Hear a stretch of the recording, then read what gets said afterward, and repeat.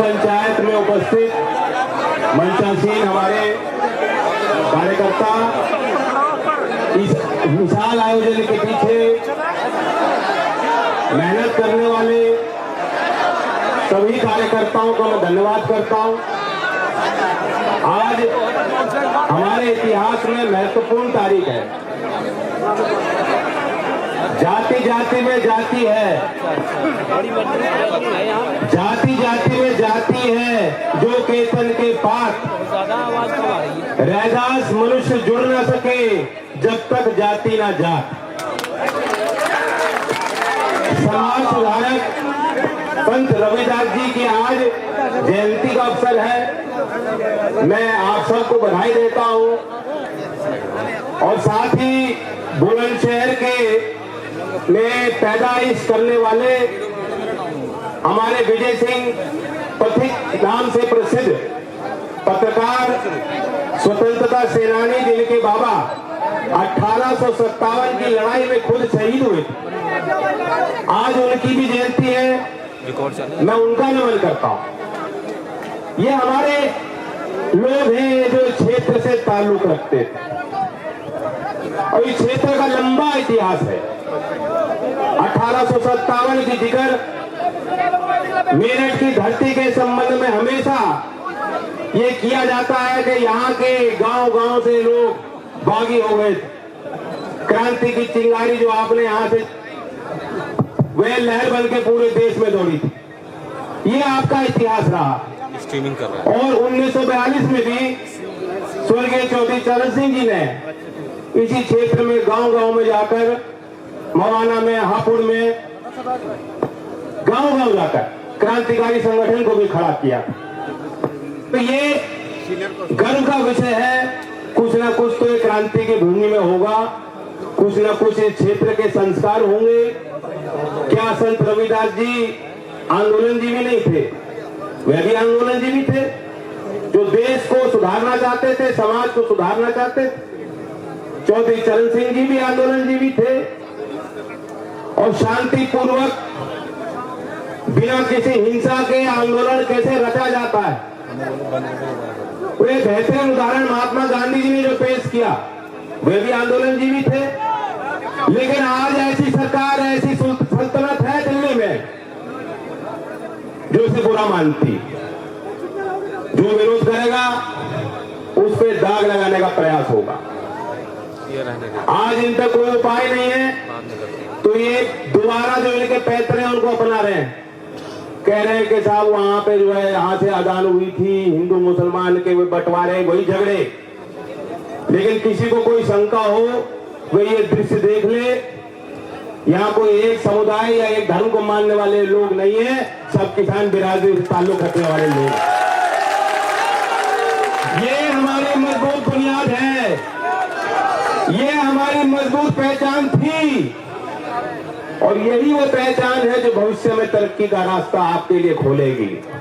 तरक्की के रास्ते जो आपके लिए बंद किए गए, एक साधारण किसान के लिए जो संभावनाएं समाप्त कर दी गई, जो आज हमारा और आपका भविष्य अंधकार में डाल दिया गया है, उन ताकतों के विरुद्ध एक होकर लड़ने के लिए आप संघर्ष करने सामने आए हो। मैं आपकी कोटि कोटि वंदना करता हूं, धन्यवाद करता हूं। कोई छोटी लड़ाई नहीं है, ये कोई छोटी बात नहीं है। अभी एक उदाहरण आपके बीच में आया। पत्रकार का काम होता है निष्पक्ष लेखन। निष्पक्ष दुनिया में, समाज में क्या बात हो रही है, क्या चीज चल रही है, क्या भावना बन रही है, उसे दिखाना। पहले होते थे पत्रकार, आज बहुत कठिन है। ईमान बेच के, अपने धन को बेच के अगर कोई पत्रकारिता करता है तो ठीक, वरना अगर कोई कलम तोड़ देगा किसानों के लिए तो उसके कमर तोड़ने को सरकार जुट जाएगी। ये असलियत। मनदीप पूनिया का नाम मैंने पहले भी सभाओं में लिया है, पंचायतों में लिया, उदाहरण आपको दिया है, बताया उसके साथ एक नौजवान के साथ क्या हुआ। और सिर्फ इसलिए कि वो दिखाना चाहता था कि किसान एक तरफ है और सरकार का पूरा तंत्र दूसरी तरफ, इसलिए उसको दंड दिया गया। और आज भी यहाँ जो पत्रकार है रक्षित, उन्होंने अपनी बात बताई। मैं दो नाम आपके बीच में और पेश करना चाहता हूं। आपको पता है धर्म की लड़ाई नहीं है, जाति की लड़ाई नहीं है, ये एक वर्ग की लड़ाई नहीं है, ये सिर्फ किसानों की बात भी नहीं है। क्योंकि इसका दंड जो है, अगर ये कानून बन गए तो इसका दंड जो है सबसे बड़ा, अगर कोई अंजाम पड़ना है तो उपभोक्ता पे पड़ना है। ये उनकी भी लड़ाई है और ये सिर्फ पुरुषों की लड़ाई नहीं, महिलाओं की लड़ाई है। इसमें कोई लिंग भेद भी नहीं है। हमारा समाज जैसा भी हो, बाकी बहुत चीजें होंगी, लेकिन इस लड़ाई में आपको बताना चाहता हूं, गर्व होता है हमारी बहनें भी जो आगे बढ़कर हिस्सा ले रही हैं। मैं दो उदाहरण आपके बीच में रखना चाहता हूं। पंजाब की है दोनों, एक है सोनिया मान और एक है हरिंदर बिंदु। दोनों के नाम अभी चर्चित हुए हैं। एक सिंघू बॉर्डर पे किसान एकता संगठन से, उग्रहान से जुड़ी हुई है, और दूसरा उन्होंने बताया अपने परिवार का परिचय उन्होंने, दोनों ने, महिलाओं ने दिया है। दोनों जो है पूरी तरह से शामिल है, शुरुआत से शामिल है। सोनिया मान के पिताजी का निधन हो गया था जब 16 दिन की बच्ची थी, छोटी बच्ची, और उनके पिताजी को टारगेट इसलिए किया गया था, उस समय खालिस्तानियों ने उनको मारा क्योंकि वो खालिस्तानियों के विरुद्ध बोला करते थे। और उसी तरह से हरिंदर बिंदु ने बताया कि खालिस्तानियों ने गोलियों से उनके जब पिताजी को मारा था, वहां उनकी घर की महिलाएं थी, कितनी साहसी महिलाएं होंगी, उन्होंने भगाया, उनको खदेड़ा और ललकारा, कहा तुम कायर हो, तुमने इनको मारा, तुम्हें हमें गोली मारनी चाहिए। तो ये बहादुर महिलाएं हैं इस परिवार की, ये दोनों आगे हैं, दोनों लड़ाई लड़ रही है। उनका नाम मैं जिक्र इसलिए यहाँ से कर रहा हूँ क्योंकि जो सरकार की कोशिश थी, उन्होंने कहा शुरुआत में पंजाब से लोग आए तो उन्होंने कह दिया ये तो खालिस्तानी लोग हैं। अरे इनके पिता को खालिस्तानियों ने मारा है और फिर भी वो अपने खून पसीने की जो कमाई है इसी लड़ाई में डाल रही है, वो उनकी जो पूंजी है वो इसी में डाल रही है। तुम किसान को ना खालिस्तानी बना पाओगे, ना तुम उग्रवादी बना पाओगे। इससे बड़ा कोई देशभक्त हो नहीं सकता जिस घर में जो अच्छे हमारे नौजवान तिरंगे से लौटते हैं घर में, और फिर भी सीना चौड़ा करके वो परिवार कहता है कि देश के खातिर हमारा नौजवान गया। इतनी बड़ी भावना ये सरकार नहीं समझ रही। लोग कहते हैं साहब कानून में क्या खोट है, ये काले कानून क्यों बताते हो, इसमें काला क्या है, कानून तो है ही बेकार, कानून की पीछे की नीयत भी निकी खाली है, उसमें भी खोट है। इनकी मंशा साफ थी नहीं पहले दिन से ही, आपातकालीन परिस्थिति में, वरना इस तरह से कानून रातों रात ये लाते नहीं। और फिर संसदीय प्रक्रिया को उन्होंने दबाया, कुचलने का काम किया। राज्यसभा में जिस तरह से जबरदस्ती इसको पारित किया गया है, देश की नजर वहां भी गई, ध्वनि मत से इसको पारित किया गया, जबकि नियम यह है कि अगर कोई एक भी एमपी कहेगा कि वोट हो तो वोट डिवीजन होता है, वो उसका एक सांसद का अधिकार होता है, लेकिन सरकार ने उसको भी अनदेखा कर दिया। स्पीकर महोदय ने कह दिया नहीं कानून बन गया, किसी स्टैंडिंग कमेटी में कानून नहीं भेजा गया। कानून क्या कहता है, कॉन्ट्रैक्ट की खेती होगी, करार होगा, किसान की, किसी साधारण किसान की अगर कोई शिकायत भी होगी तो किसान किसी कोर्ट में जाके दलील भी नहीं कर सकता। मैं पूछना चाहता हूं, मेरा सवाल है, अगर इनकी मंशा साफ होती तो ऐसा प्रावधान इन्होंने कानून में किया क्यों? अगर ये किसान हितैषी होते तो ऐसे कानून का सोचते ही कैसे कि 1 करोड़ का जुर्माना लगाया जाएगा जो किसान पराली को जलाएगा, गन्ने की पत्ती ठूकेगा, उस किसान पे भी 1 करोड़ का जुर्माना होगा, जेल में भेजा जाएगा वो किसान को। कभी चौधरी चरण सिंह जी के समय ऐसे कानून बने हैं, बेहूदे कानून है। अब कह दे रहे हैं कि नहीं हमने तो बदल दिया, हमने कानून वापस ले लिया, कोई चिंता की बात नहीं, किसानों वापस लौट जाओ। 18 महीने टाल दिया, कोई मान रहा है 18 महीने की बात को? ये तो ये कह रहे हैं आज फांसी नहीं लगेगी, 18 महीने बाद लगेगी फांसी। और या तो कुछ गड़बड़ है या नहीं है। पहले तो आप कह रहे थे कानून सच बन ही नहीं सकते, आय दुगनी हो जाएगी, और फिर कह रहे हो साहब चलो किसान आ गए तो आपकी 4 बात मान लेते हैं, और फिर कह रहे हो भाई 18 महीने काल हो गई। मतलब कुछ ना कुछ तो काला है या पूरी दाल काली है, बताओ। और कानून को गहराई से किसान समझ चुका, किसान को गवार नहीं है। चौधरी चरण सिंह जी ने इंग्लिश में किताबें लिखी हैं, विदेशों में पढ़ाई गई है, और तमाम विषयों पर सामाजिक मुद्दों पर, अर्थव्यवस्था से जुड़े मुद्दों पर, स्टेटिस्टिक्स के आधार पर, अपने अनुभव के आधार पर, खेती के ज्ञान के आधार पर उन्होंने विचार रखे। लेकिन चौधरी चरण सिंह जी भी गांव में ही पैदा हुए थे। आज हमारे क्षेत्र के गांव-गांव में, घर घर में उसी काबिलियत के हमारे ईमानदार किसान भाई हैं, हमारे नौजवान हैं, जिनके अंदर वो क्षमता, वो दिल, वे सोच है। चौधरी चरण सिंह से कम नहीं है वो। अगर कोई सरकार दिल्ली में जालिम, ठीक है आपकी बहुमत बन गई, वह हमेशा तो नहीं रहनी। आप वहां बैठ के सोचो कि हम लठ बजा देंगे वापिस चले जाएंगे, हम कील बिछा देंगे वापिस चले जाएंगे, हम इन्हें खालिस्तानी बता देंगे, इन्हें उग्रवादी बता देंगे, ये शर्मिंदा हो जाएंगे, ये पीछे हटने वाले नहीं है। तो ये सौदा है, इस सौदे को समझ लें। अब इनका सौदा क्या है तो आपने देख लिया होगा, 2 दिन में टेस्ट मैच खत्म हो गया नौजवानों। और एक तरफ अदानी था, दूसरी तरफ अंबानी था। स्टेडियम का नाम है नरेंद्र मोदी।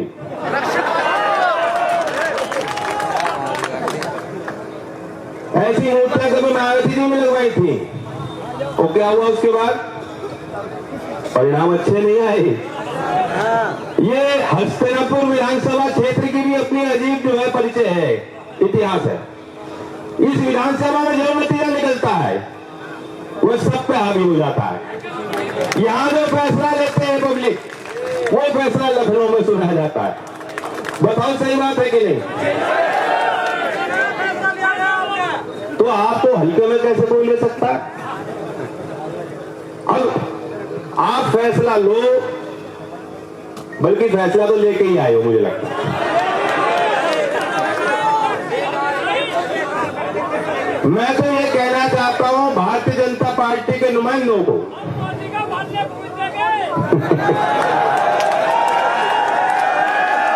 ये उल्टा हमें न समझाने की कोशिश करें। ये उल्टा आके इन्हें भेजा गया गांव-गांव भाई, क्योंकि उन्होंने अब एक जाति को घेरना शुरू कर दिया था। ये तो जाटों को बनाने की बात। मैं जाति के विषय की बात कुछ कहना नहीं चाहता, लेकिन मैं कहना चाहता हूं तुम सारे जाटों को कहां से मना लोगे? तुम पे एक ही बारी नहीं समझ रहा। लेकिन ये बात किसी जाति की नहीं है। ये वो लोग कायर लोग हैं, ये वो लोग चोर लोग हैं, जिनके दिल में कालापन है, जो नहीं चाहते किसान संगठित हो। वो कह रहे जात, अब ये गोत्र पे लाएंगे। अब वहां फोरम में इन्होंने क्या किया? वैसे तो बड़ा चौड़ा बन गया, ऐसे हाथ उठा उठा के मीटिंग किया करते थे।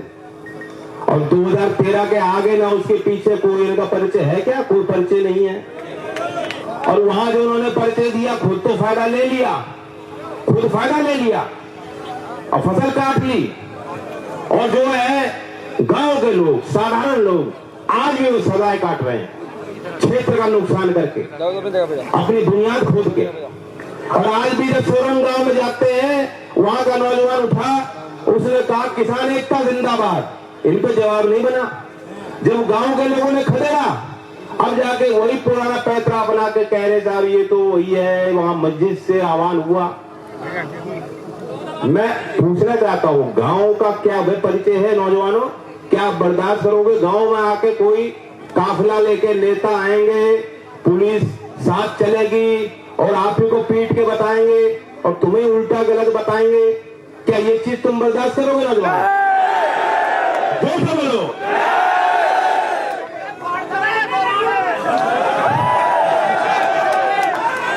उससे उन्हें कोई फर्क नहीं पड़ेगा, खूब अच्छे हैं उनपे।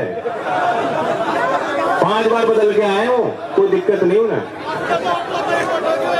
एक काम करना आपको, पंचायत बुलाई जाती है, इसलिए बुलाई जाती है कि कोई फैसले हो,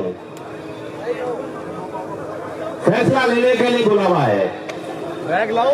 अब फैसले वो क्या होंगे? आपने भी देखा, ये अड़ियल सरकार है, ये बेहद अड़ियल सरकार है। और आंदोलन का जो भी नेतृत्व लोग कर रहे हैं, उन्हें भी समझ में नहीं आ रहा कि हम लोग अगला कदम क्या लें। ऐसे में जब गाजीपुर पे जब धरना चल रहा था, और रात रात संकट की स्थिति बनी। चौधरी साहब ने यही कहा कि अगला दिन अगला जब आएगा तब देखेंगे, लेकिन आज हमारा कर्तव्य बनता है कि किसानों को हिम्मत देने की बात है। तुरंत जो उन्होंने संदेश भेजने का काम किया। ये त्वरित फैसला लेने की जो क्षमता किसान की होती है, ये क्षेत्र में यही गुण है आप सब में। आप भी निरंतर नजर रखो, नई नई चीज पैदा की जाएंगी, नए नए विस्फोट पैदा किए जाएंगे।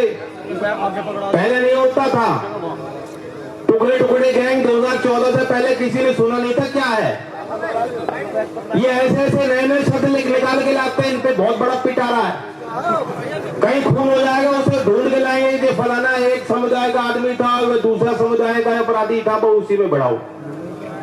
इन तो और कोई मसाला है नहीं। और लखनऊ में जो मुख्यमंत्री वे तो मुगल हिस्ट्री के प्रोफेसर लगते हैं मुझे। औरंगजेब पे धारते रहते हैं, औरंगजेब दे जा। फरवरी में आके इन्होंने गन्ने का भाव तय किया।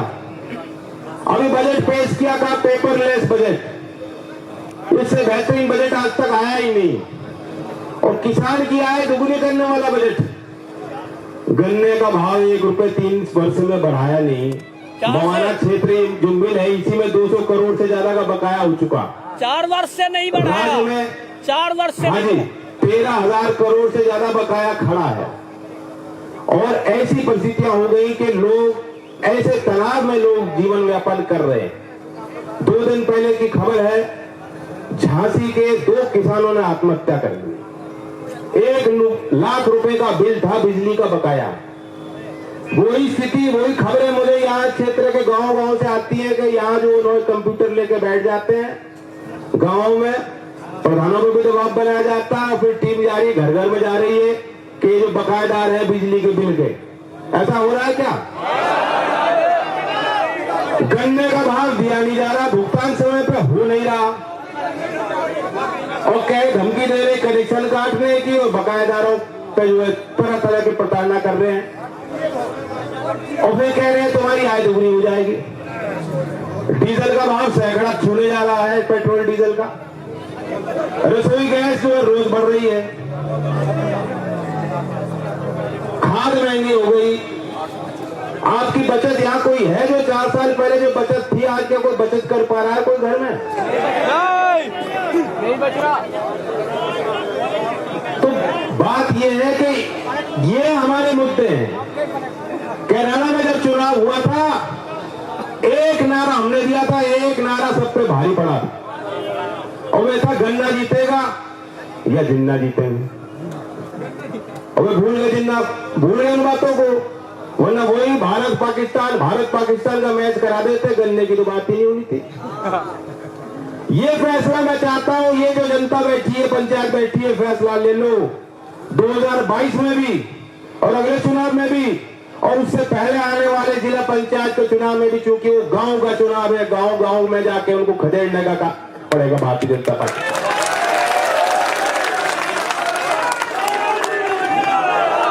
जब तक आप राजनीतिक धार अपनी मजबूत नहीं करोगे, काम बनने वाला नहीं है। चौधरी चरण सिंह जी के समय उन्होंने समीकरण बनाया था। जो समीकरण उन्होंने बनाया था उसको नाम कुछ ही ले दो। कुछ लोग कहते अजगर था, कुछ लोग कहते जाट किसान का था, कुछ लोग कहते मुसलमान जाट का था। जो भी था, जो नाम आप देना चाहते हो, मुझे उससे मतलब नहीं। सभी धर्म के लोग जो खेती से जुड़े हैं, आज लोहा गर्म है। आज ऐसा वातावरण बन गया कि आदमी सब कुछ भूल के कह रहा पहले मैं किसान हूं। सही बात है, बिल्कुल। ये बात फिर नहीं बनेगी। लोकदल का मतलब ही किसान है। लोकदल के तो मायने ही किसान है। और अगर आज आप लोकदल को नहीं खड़ा कर पाओगे तो आगे फिर मौका नहीं मिलेगा नौजवानों। न कभी तो सोचे फिर अपॉइंटमेंट लेटर, लव लेटर लिखने जा रहे होगी।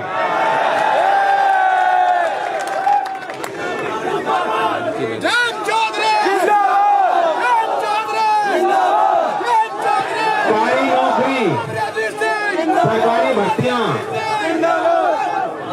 SC और पिछड़े वर्ग का आरक्षण, इस सत्य को मतलब ही नहीं बचेंगे तो मोदी जी सब देखने लग रहे हैं कहां से मिलेगी नौकरी। और खुल के वो कह रहे हैं कि निजीकरण है ये डिसइन्वेस्टमेंट नहीं है, ये विनिवेश नहीं कर रहे, हम तो पूरी बेचेंगे। पहली बार आपने ऐसी व्यवस्था बनी देखी है देश में, जो भी सरकार बनती थी वो किसान से डरती थी। उस पे देश पे जो गरीब की जो इतनी बड़ी बहुमत है, संख्या है, आबादी है, जो लोग गांव में रहते हैं, उनके जीविका का एक दबाव होता था, उनके समस्याओं का दबाव सरकारों पे होता। पहली बार ऐसी सरकार बनी जो खुल के कहती हम अडानी और अंबानी के हैं।